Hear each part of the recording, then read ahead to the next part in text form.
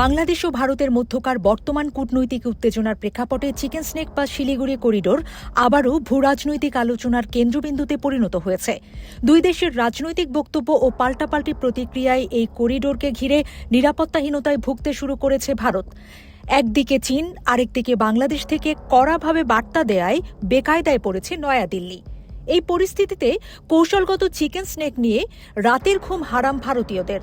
ফলে উপায় না পেয়ে বাংলাদেশের উদ্দেশ্যে নোংরাভাবে উস্কানিমূলক বক্তব্য ও হুমকি ধামকির পথ বেছে নিয়েছে তারা। সোমবার চিকেন স্নেক নিয়ে ভারতীয় ধর্মগুরু সাদগুরুর বিতর্কিত মন্তব্যের পরই এবার বাংলাদেশকে সরাসরি হুমকি দিয়েছেন নাগাল্যান্ডের পর্যটন ও উচ্চশিক্ষামন্ত্রী তেমজেন ইমনা আলোং। উত্তর পূর্ব ভারতের আদিবাসী সম্প্রদায়গুলো ভালোভাবেই গলা কাটতে জানে বলে বাংলাদেশকে হুমকি দেন তিনি। বাংলাদেশকে প্রকাশ্যে চ্যালেঞ্জ জানিয়ে তেমজেন ইমনা আলোং মহাভারতের দুই শক্তিশালী চরিত্র ঘটোটকোচ ও হিড়িম্বার উদাহরণ দেন। তিনি ঘটোটকোচ ও হিড়িম্বার উদাহরণ দিয়ে উত্তর পূর্ব ভারতের শক্তির ইঙ্গিত দেন। নাগাল্যান্ডের উগ্রবাদী বিজেপির এই মন্ত্রী বলেন, তারা আমাদের শক্তি দেখেনি। যদি তারা হিড়িম্বা বা ঘটোৎকচকে না চিনে থাকেন তবে তাদের স্বাগতম। আমরা দেখিয়ে দেব আমরা কি করতে পারি। চিকেন স্নেক বা শিলিগুড়ি করিডোর হল পশ্চিমবঙ্গের উত্তর অংশের মাত্র ২২ কিলোমিটার চওড়া একটি সরু ভূখণ্ড। এটি ভারতের মূল ভূখণ্ডের সাথে উত্তর পূর্বাঞ্চলীয় ৭টি রাজ্য সেভেন সিস্টার্সকে যুক্ত করেছে।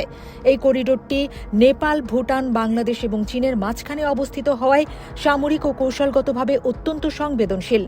নাগাল্যান্ডের এই মন্ত্রী, যিনি একই সঙ্গে নাগাল্যান্ড রাজ্য বিজেপির সভাপতিও, তিনি বলেন, উত্তর পূর্ব ভারতের মানুষ এই এলাকার ভূপ্রকৃতি বাইরের লোকজনের চেয়ে অনেক ভালো বোঝে। চিকেন স্নেক শব্দটি মূলত মিডিয়ার তৈরি। আমাদের কাছে কোনো চিকেন স্নেক নেই। আমরা ভারতের সঙ্গে দৃঢ়ভাবে যুক্ত। উগ্রবাদী বিজেপি মন্ত্রী তেমজেন আলোংয়ের মাথা কাটার হুমকি আলংকারিক কোনো শব্দ নয়। নাগাল্যান্ডের আদিবাসীদের মধ্যে ১৯৬০-এর দশক পর্যন্ত মাথা শিকারের প্রথা প্রচলিত ছিল। যুদ্ধের সময় শত্রুর মাথা কেটে ট্রফি হিসেবে নিয়ে আসা ছিল বীরত্বের প্রতীক। মূলত সেই ঐতিহ্যের কথা স্মরণ করিয়ে দিয়েই বাংলাদেশকে এমন হুমকি দিয়েছেন বিজেপি মন্ত্রী তেমজেন আলোং। বাংলাদেশের সঙ্গে সাম্প্রতিক উত্তেজনায় ভারত এতই অরক্ষিত বোধ করছে যে তাদের সর্বমহল থেকে বাংলাদেশকে নিয়ে হিংসাত্মক বক্তব্য দেয়া হচ্ছে। রবিবার সরু এই চিকেন স্নেক নামের অঞ্চলটিকে হাতিতে পরিণত করে বাংলাদেশকে হুমকি দেন ভারতীয় আধ্যাত্মিক গুরু সাদগুরু। এছাড়া কয়েক মাস আগে আসামের মুখ্যমন্ত্রী হিমন্ত বিশ্ব শর্মাও বাংলাদেশকে হুমকি দেন। এই সময় তিনি বলেন, বাংলাদেশ যদি আমাদের চিকেন স্নেকের দিকে তাকায় তাহলে আমরা বাংলাদেশের ২টি চিকেন স্নেকেই আঘাত করব। গতিকে আমার এটা চিকেন নেকক বাংলাদেশে হামলা দিলে আমিতো ২টা চিকেন নেকক হামলা দিম।